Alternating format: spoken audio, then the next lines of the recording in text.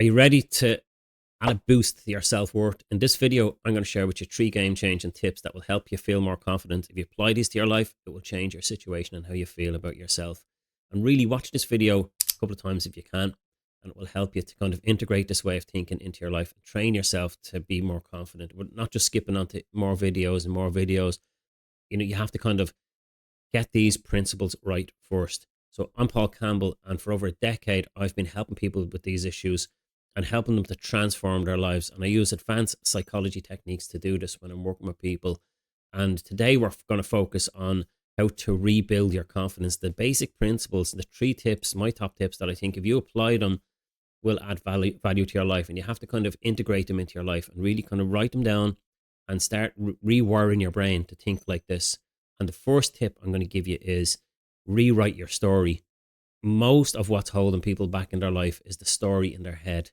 That story that you have, that you tell yourself about what's going to happen, who you are, and what people might be thinking about you. And if you get out of that story, that rehearsal of that story, your nervous system's going to be eavesdropping on that story.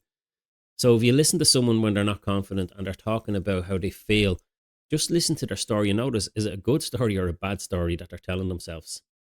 They're often the biggest barriers that are holding people back. And that's what I listen for. It's like, what is the story that you're telling yourself that may be true or not, but it's making you feel bad? And let's start shifting that internal dialogue, because I've seen countless people transform their lives when they realize this, that they were their own biggest obstacle that was in the way of them just being the best true self that they could be. If they just stopped being mean to themselves and they just changed the story and stopped looking for evidence of why they're not good enough, why they're not confident. It's getting out of that story and just going, you know what, I'm just going to either stop telling this story or I'm going to change the story to have a better ending so it stirs up better feelings.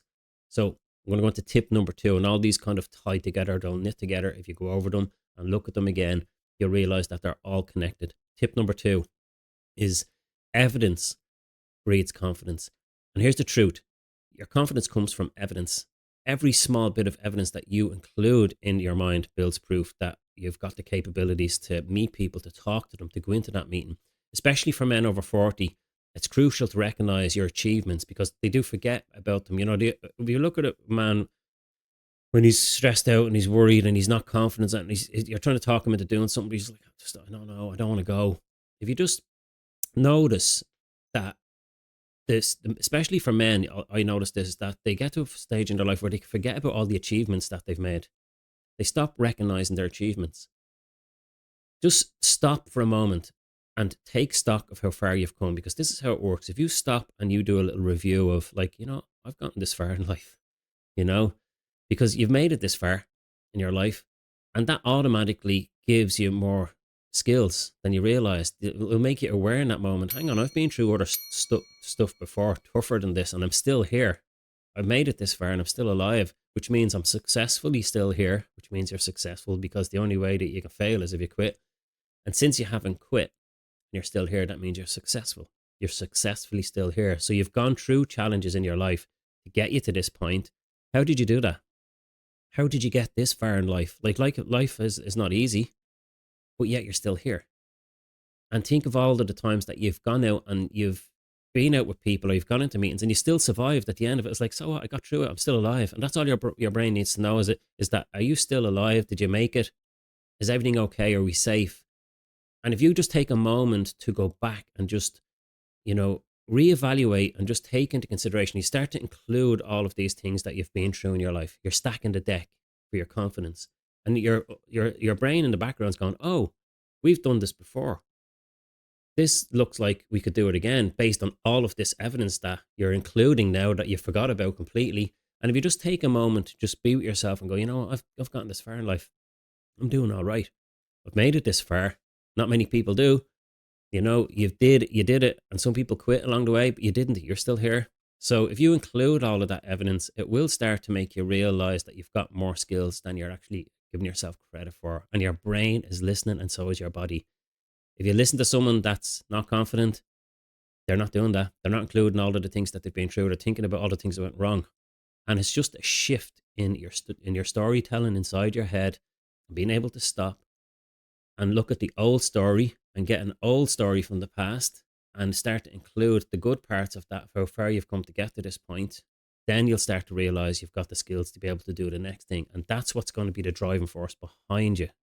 If you don't do that, then your driving force is going to be fear. And usually good things don't come out of that when you're going out to do something that requires you to be self-confident, you know. So tip number 3, harness your mind's power. Let's talk about affirmations and visualization. You're going to hear this a lot.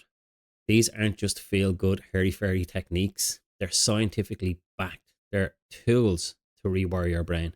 Lots of studies on this stuff. I'm not going to get into them. I'm sure you've heard a lot of studies with using your imagination.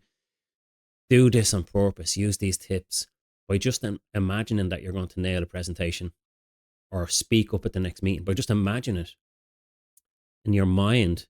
That visualization of a successful conversation can make a massive difference in how you feel.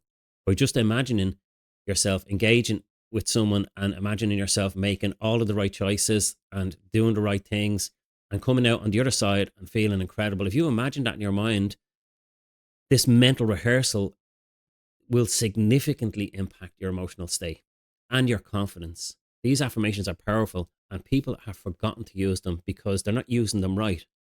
It's using it for your own mental health and building your own confidence. Is instead of imagining the worst case scenario, get into that unfamiliar process of imagining a positive outcome and how you look when you're in there and how people are benefiting from your life experiences, and really imagining that, because with either one is just your imagination anyway. Because people might say, hey Paul, isn't that just your imagination? And I'm like, yeah, but that's how you're doing the problem. You're imagining the worst case scenario. You're imagining you're not good enough. You're imagining other people are better than you. If you're going to do that, why not imagine that you're better than everybody else and that you're more confident? And why don't you imagine it going really well so that you can stir up the feelings that you need to drive you through the process? Because that's the energy that you need to get through it. It's not at the end. It's what you're going to do inside before you go in there. That's what the momentum's going to be. That's going to be the driving force as well behind what you do. So use affirmations, visualize positive stuff. You're already good at visualizing and using affirmations. You're just affirming you're not good enough. And affirmations are just affirming. Why not just affirm that you're good enough? And it'll feel weird at the beginning, but it's making that unfamiliar feeling feel more familiar. And then the old way that you were doing it starts to feel unfamiliar. You'll start to feel like you're more positive because you're putting mental rehearsal into it. Use affirmations like, in my experience, is valuable. I use them with people indirectly. And I notice that when I do, and I get them to imagine, like, what would it be like if you were on the other side of this and you made all the right choices and you took action? They're like, oh my God, it would be amazing. And they go right into it, right? So I know how to covertly and indirectly use it, but it's more important that you know how to directly use it with yourself and say things to yourself like, my experience is valuable. I've overcome tougher challenges than this, you know? I'm at the age now and I'm still here. I'm at this age now and I'm still here. This is what you say to yourself. If you were going to do it, this is the way you should do it. I'm at the age I am now, still here. I must have been strong to get here because I've been through tougher stuff than this right now. And you might be just going to a meeting or going out to meet people, or you've just gotten to that point in your life where you're just like evaluating and going, you know, you're gone down to that slippery slope. You know, it's all going downhill and you start to tell the negative stories and you totally negate all the good stuff that you've done and how far you've come to get to this point. This is an achievement that you're even still here. These aren't empty words. They're reminders of your journey, of how you got this far. So here's a little bonus tip. If you're struggling with imposter syndrome, you're not alone. You can check out this follow-up video that I'm going to add in here somewhere. I'll point here, so hopefully I'll put it here. It's called How to Conquer Imposter Syndrome.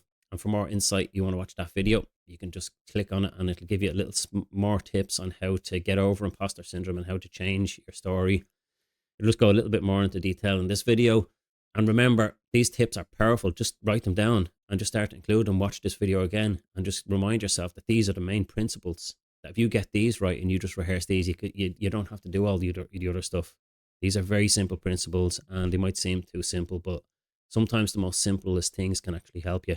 So remember, your self-worth isn't something you need to prove to me or to anybody else. It's already there. You've gotten this far. Your self-worth is built from years of your personal experiences and all the things that you overcame in the past, all the challenges. So start using these tips today and watch your confidence start to grow in a positive way. If you're feeling stuck and you need more personalized guidance, I'm here for that too, and I can help you. I offer one-to-one coaching sessions tailored specifically for men over 40 who want to reclaim their confidence and have gotten to that stage in their life where they're thinking, is this it? I'm here to help you. If you feel like that, or you know someone that feels like that, send them on this video or go onto my website and schedule a free discovery call with me, and let's explore how we can work together to unlock your full potential. So thank you for watching, and I look forward to supporting you on your journey to renewed confidence and self-assurance.